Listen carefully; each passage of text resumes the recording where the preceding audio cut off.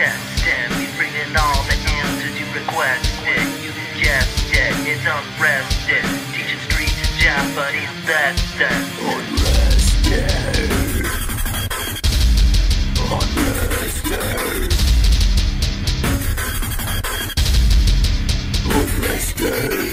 Hey guys, what's up? Unrested back again, finally back with another FAQ. And let's not worry about all sorts of introductions. Let's just jump into our questions. Now, the first question is one I've been getting since I started these JFAQs ages ago, okay? People keep asking me about spiders and bugs in Japan. Some people have read about some kind of giant spider that lives in Japan. I probably should research the name and look it up a little bit more, but to be honest, here in Osaka, I've never really encountered a big bug problem, okay? Now, there was a video with Tokyo Kuni who had a big rat problem in Tokyo, but I can't really answer for Tokyo because I've never lived there long term, okay? I've visited, I've seen it, but I've probably never stayed more than a couple days. Osaka usually has temperature I would equal to about North Carolina in America, so you know it's temperate to moderate temperatures. Usually we have a short summer, about 3 months max. It's been only about 2 months now and it's started to get colder, and during the winter it actually gets pretty cold out here. So I wouldn't say it's exactly the best breeding grounds for a lot of bugs and infestations. I'm sure infestations still happen out here. I'm sure some people still run into big problems with cockroaches and stuff like that. I have seen cockroaches out here. Have I had a huge problem with them before? Not really, not in any of the apartments I've lived at. I mean, obviously I had a much worse problem with them in Florida, where they're called the lovely palmetto bug, but are just the same as a giant cockroach. And as far as this giant spider, you know, I should probably know the name before I make the FAQ, but I've never seen any kind of giant spider in my part of Japan. But at the same time, please always remember, when I'm answering these questions, I can only answer for living long term in Osaka, okay? So maybe Hokkaido or Okinawa has some kind of giant bug problem, or maybe it's more common to run into bugs there. When you get my answers, think about Osaka only, okay?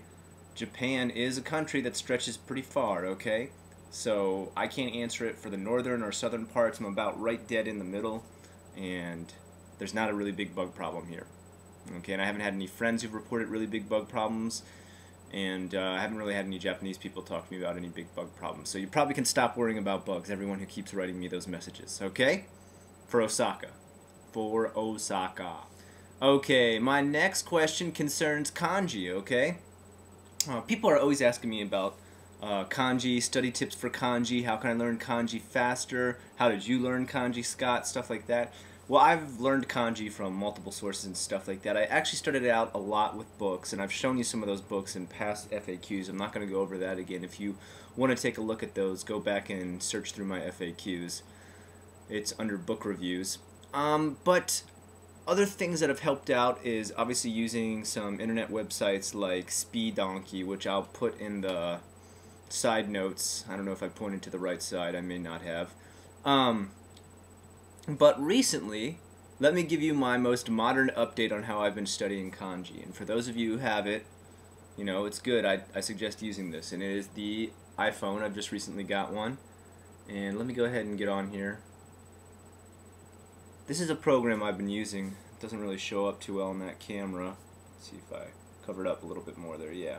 You can see on this program, you get a series of kanji. It's called Japanese Flip.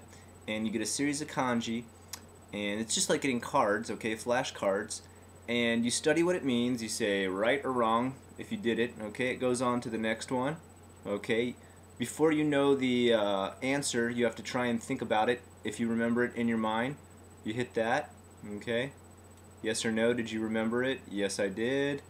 Alright, so there you go. That's how you use this right here. And I would say this Japanese Flip program is probably one of the best programs I've used for studying for the JPLT, which is a test that can go ahead and grade your level of Japanese from level 4 being the lowest, level 1 being the highest.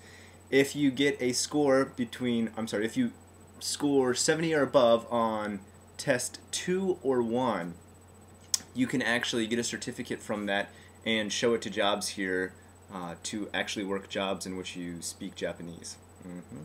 But right now, to give you an example of how many kanji I'm studying, the JPLT level 2 is what I'm on right now, and on this little program there's a little bit over 3,700 kanji. So, will I ever reach the end of that? I do not know. Will I ever take the JPLT? Maybe sometime in the future, as it will take me quite a while to memorize that many kanji. But once again, those of you who have an iPhone, it is a great tool for studying kanji because you can take it with you anywhere and everywhere. I'm studying on the train, while I'm walking to my job, on breaks at my job, and any bit of free time I get, I try to study some kanji. You've got to stay consistent with it every day or you just start losing it. Keeping kanji in your head is like keeping sand in your hands. It constantly slips out if you're not studying. Okay? Alright, our next question deals with high school students. I've been getting lots and lots of emails from high school students, which is okay. I don't care what age watches my FAQs, okay? You can be 300 years old or you can be 2. If you enjoy it, you subscribe. You're a friend of mine, okay? But I'm getting a lot of people recently who are saying, hey Scott, you know, I'm getting really excited about Japan.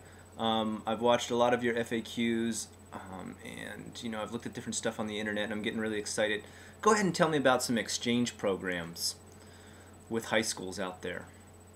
Or can you tell me about how exchange programs work with international high schools? No, I can't. Okay? First of all, if you have an exchange program, I can't get you into it, okay? If there's some kind of exchange program, there is nothing I can do to get you into a high school exchange program. There are not a lot of them, first off.